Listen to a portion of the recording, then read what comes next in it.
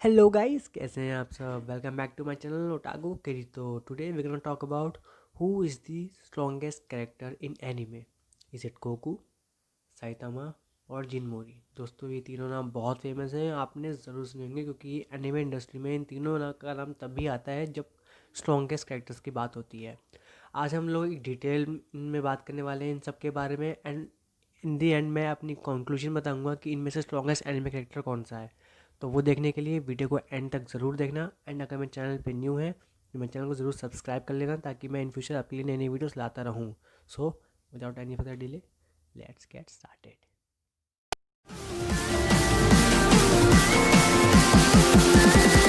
Let the sun go down.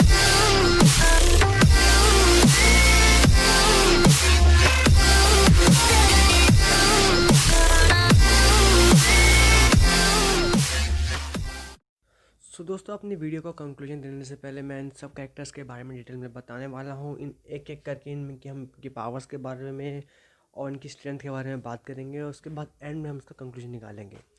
दोस्तों, सबसे पहले जिसकी बात हम करने वाले हैं उसका नाम है साइतामा। दोस्तों, साइतामा के पास बहुत ज़्यादा पावर है, लिटरली सबसे ज़्यादा पावर साइतामा के पास है।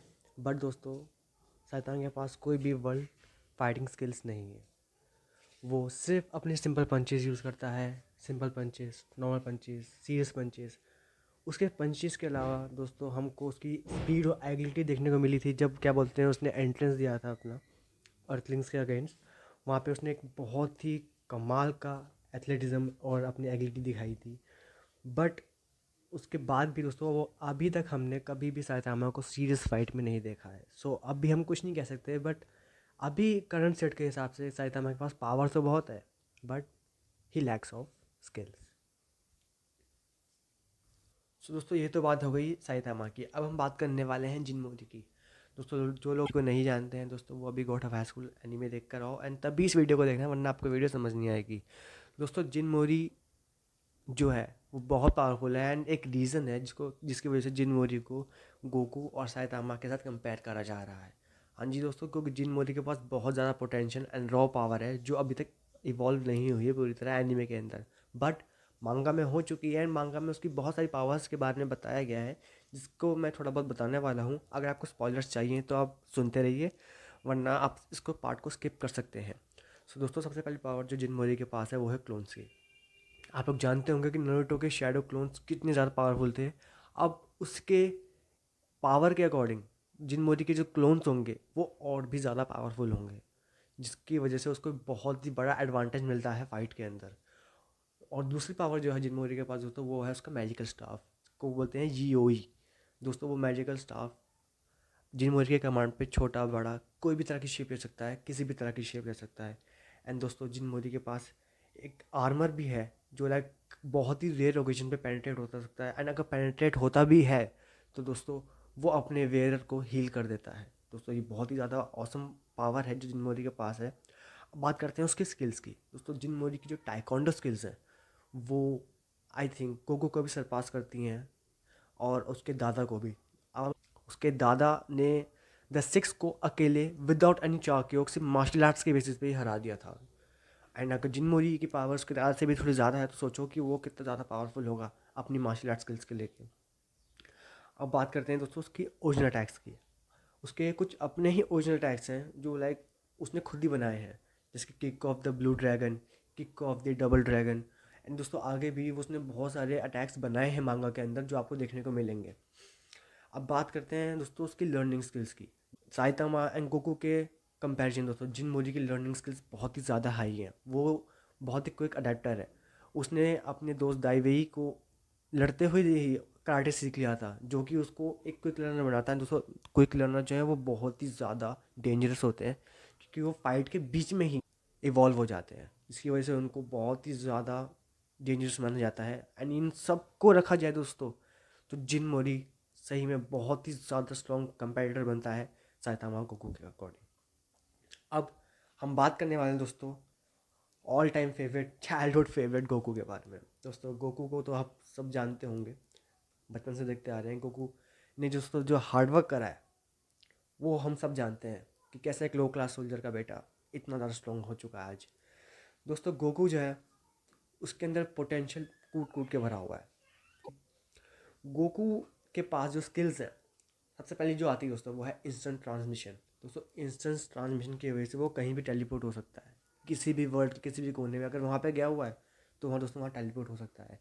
एंड अगर दोस्तों इस पावर को थोड़ा सा और ध्यान से देखा जाए डीप तरीके से दोस्तों, तो ये फाइटिंग के अंदर बहुत ही ज़्यादा एडवांटेज देती है एंड फाइटिंग में बहुत ही ज़्यादा यूज़फुल होती है ये पावर। इसको गोकू अच्छे से समझता है एंड इसको आप लोगों ने देखा होगा कि जब उसकी सेल से फाइट हुई थी कैसे उसने इंस्टेंट ट्रांसमिशन कामयाबी यूज़ करके सेल का आधा हिस्सा उड़ा दिया था। दोस्तों ये बहुत ही अमेजिंग मूव है। एंड नेक्स्ट जो जा रही है दोस्तों वो है गोकू की सबसे popular and strongest attack, spirit bomb और कामेहामेहा। तो जो स्पिरिट बॉम्ब है वो एनर्जी से बनता है। उसमें गोकू अपनी एनर्जी तो नहीं डालता, वो सिर्फ उसको हैंडल करता है। जो एनर्जी होता है वो पूरे यूनिवर्स से एनर्जी मांगता है दोस्तों। और वो दोस्तों उसका मूव इतना स्ट्रॉन्ग है कि वो किसी भी जिस पे भी वो मार रहा है दोस्तों, वो बंदा पूरी तरह उसके एक एक सेल ख़त्म हो सकते हैं दोस्तों, पूरी तरह ही ख़त्म कर देगा, उसे इवेपोरेट कर सकता है। स्पिरिट बॉम्ब इतना ज़्यादा पावरफुल है। दोस्तों दूसरा जो आ रहा है वो है कामेहामेहा। दोस्तों कामेहामेहा गोकू को बचपन में मास्टर रोशी ने सिखाया था, जिसको बहुत ही गोकू का स्पेशल अटैक मानते हैं, बहुत ज़्यादा स्ट्रॉन्ग मानते हैं दोस्तों। गोकू का अपना स्पेशल मूव है वो दोस्तों, वो बहुत ही ज़्यादा स्ट्रॉन्ग अटैक है।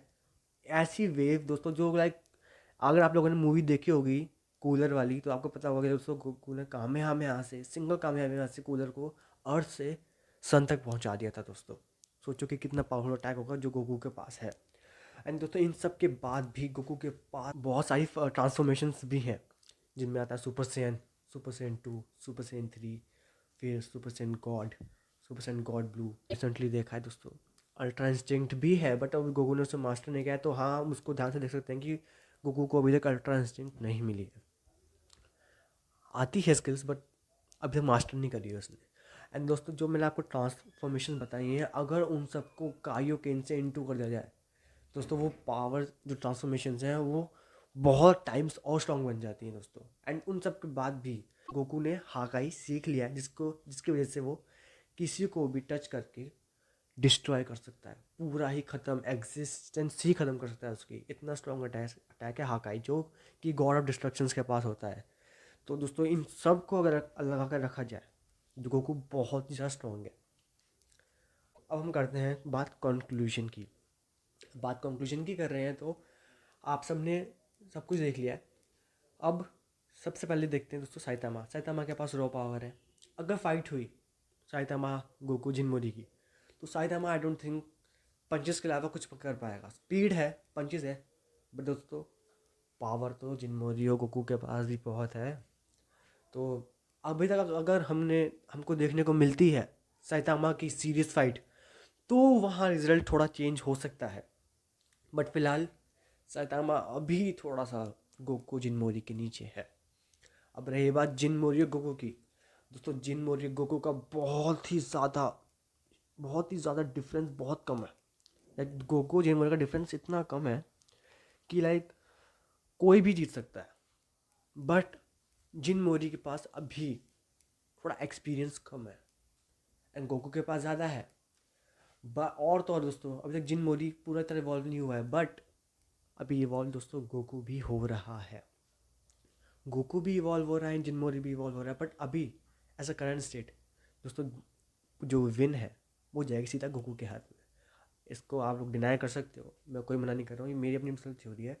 बट दोस्तों गोकू के पास करंटली गॉड की पावर है, इस वजह से दोस्तों जिनमोरी को थोड़ा सा अभी तक डिसएडवांटेज है एंड जो फाइट का विन है वो इजीली गोकू के पास जाती है।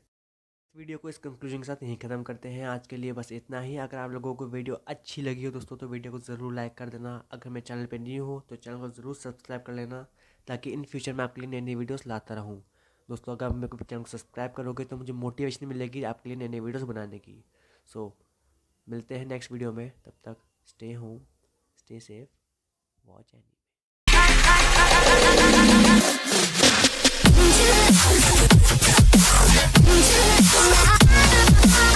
Into it.